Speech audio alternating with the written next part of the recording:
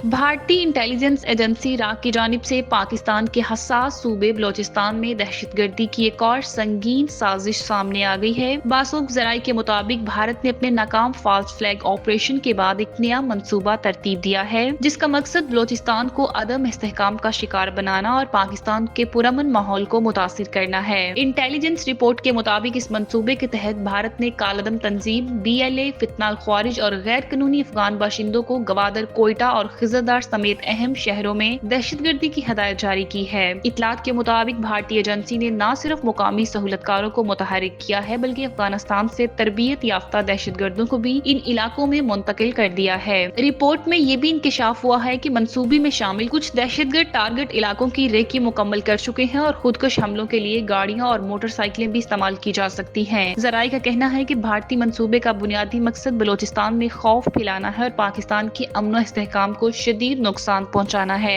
ताहम सिक्योरिटी इदारे मुकम्मल अलर्ट हैं और किसी भी मुमकिन कार्रवाई को नाकाम बनाने के लिए ठोस इकदाम कर रहे हैं।